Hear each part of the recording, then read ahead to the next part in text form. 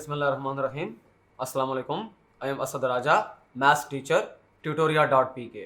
अभी हम chapter number 3 की समरी को डिस्कस करेंगे। उसके अंदर जो पहली चीज़ हमने डिस्कस की थी वो साइंटिफिक नोटेशन है। साइंस और टेक्नोलॉजी की जो वर्ल्ड है उसके अंदर जब मेजरमेंट्स होती हैं तो कुछ नंबर्स बहुत बड़े होते हैं और कुछ नंबर्स बहुत छोटे होते हैं।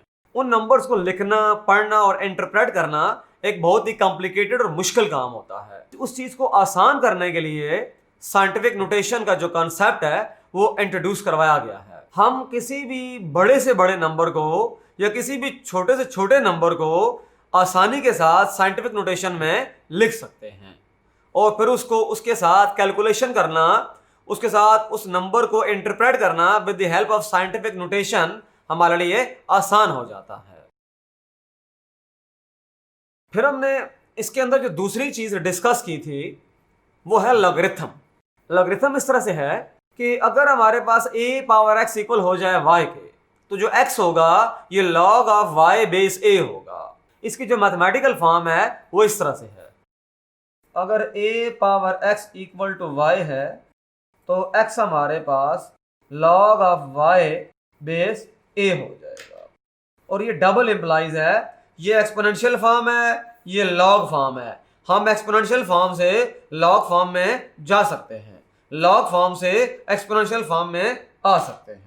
और यहाँ पर ये बात याद रखनी है कि a जो है वो बेस है, वो ग्रेटर देन 0 है और a की वैल्यू 1 भी नहीं हो सकती और y भी ग्रेटर देन 0 है। इसके अंदर हमारे पास a जो है वो बेस है और y वो नंबर है, इसका हमने लॉग फाइंड करना है।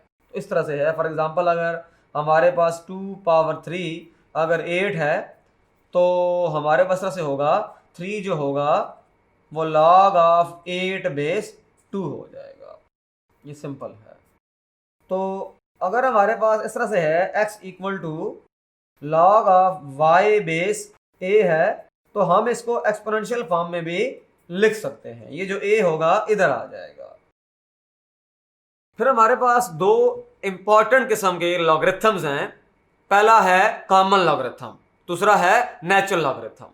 कॉमन लॉगरिथम में जो बेस है वो 10 होती है और जो नेचुरल लॉगरिथम है उसके अंदर जो बेस है वो e है और e की जो वैल्यू होती है वो हमारे पास 2.718 होती है। ये एक इर्रेशनल नंबर है, ये इसकी अप्रोक्सीमेट वैल्यू है। tutoria.pk लाया पाकिस्तान के मैट्रिक और इंटर स्टूडेंट्स के लिए अपनी नौयत का पहला ई लर्निंग प्लेटफॉर्म, जहां पे आपको मिले 18 से ज्यादा बोर्ड्स के video lectures, past paper solution, book notes, MCQs, quizzes और बहुत कुछ। आज ही हमारी वेबसाइट पर लॉगिन करें और बनाइए अपनी पढ़ाई आसान।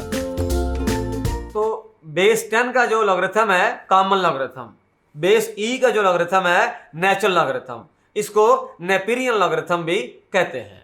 जॉन नेपियर एक मैथमेटिशियन था, उसने इसके ऊपर काम किया था, इसको थोड़ी सी एडवांस किया था। लॉगरिथम का जो कॉन्सेप्ट है उसको फर्दर एडवांस किया था। फिर जो कॉमन लॉगरिथम था, कॉमन लॉगरिथम के अंदर दो इंपॉर्टेंट पार्ट्स होते हैं। जब भी हम किसी नंबर का लॉगरिथम फाइंड करते हैं तो उसका लॉग के दो हिस्से होते हैं। एक होता है उसका इंटीग्रल पार्ट जो कि इंटीजर होता है और एक होता है उसका डेसिमल पार्ट।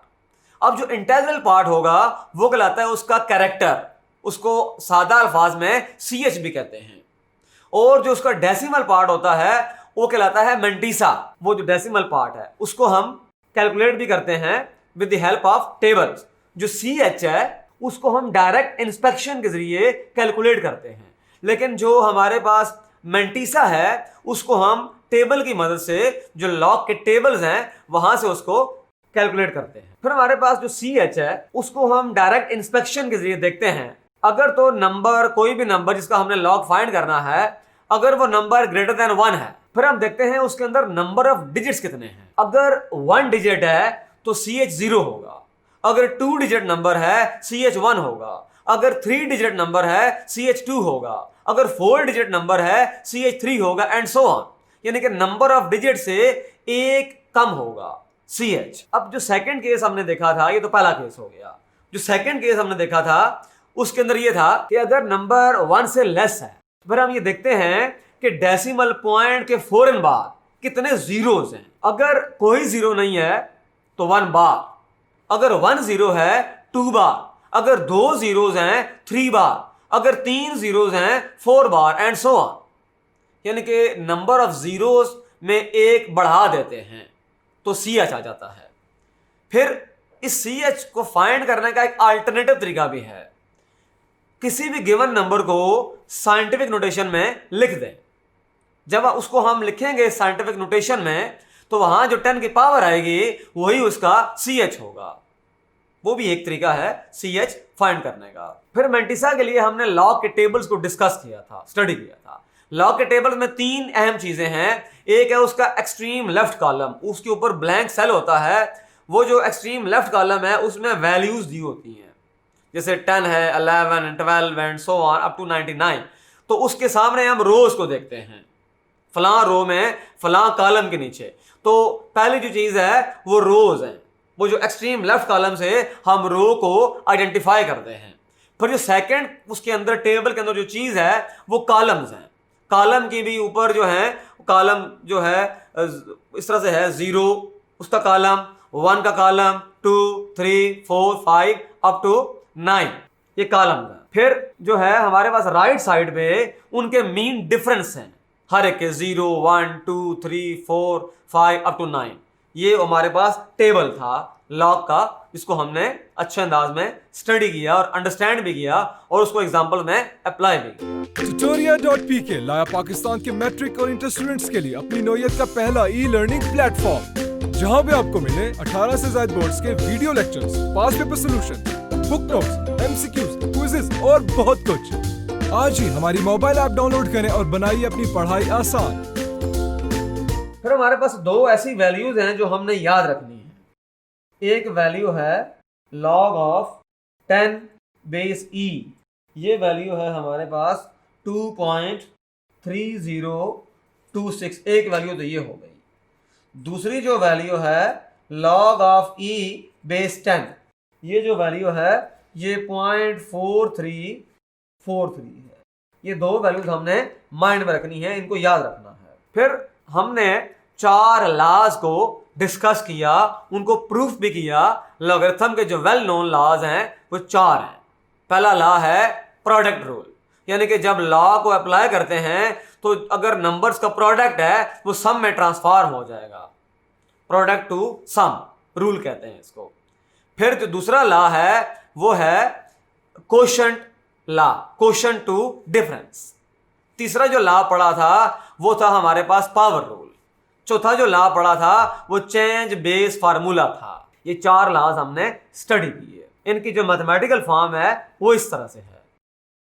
पहला जो लॉ है log of mn base a, log of m base a, log of n base a, ये पहला लॉ है हमारे पास।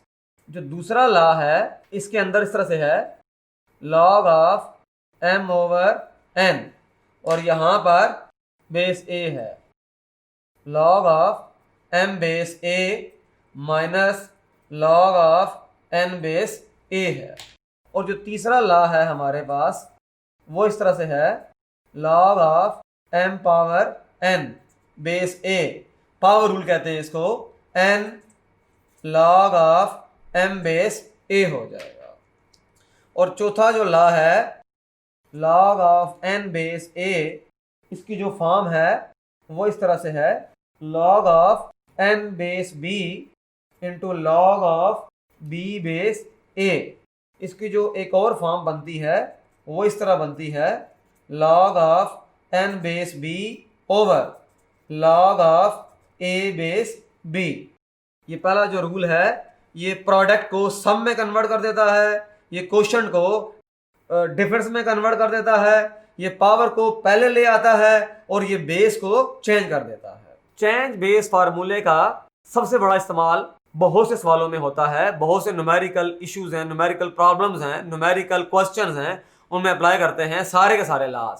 लेकिन चेंज बेस जो फार्मूला है उसका सबसे बड़ा इस्तेमाल ये है कि हम कॉमन लॉग से नेचुरल लॉग में इजीली जा सकते हैं और नेचुरल लॉग से कॉमन लॉग में आसानी के साथ आ सकते हैं। फिर हमने एप्लीकेशंस की, हमारे पास बहुत से कॉम्प्लिकेटेड किस्म के न्यूमेरिकल एक्सप्रेशंस थे। जो लॉग के लॉज हैं उनके ऊपर हमने अप्लाई किए, उनको सिंप्लीफाई किया और उनको रिजल्ट में ट्रांसफॉर्म कर दिया सिंपल रिजल्ट में। फिर हमने ये जो 4 लॉज हमने डिस्कस किए थे, product rule, quotient rule, power rule, change base formula, इनको हमने कॉम्प्लिकेटेड टाइप के न्यूमेरिकल एक्सप्रेशंस में उनको यूज किया, उनको अप्लाई किया और उनके अंदर जो कॉम्प्लिकेशंस थी, जो कॉम्प्लिकेटेड स्टेप्स थे, उनको हमने आसानी के साथ सॉल्व कर लिया। मुझे यकीन है कि आपको समरी समझ आ गई है।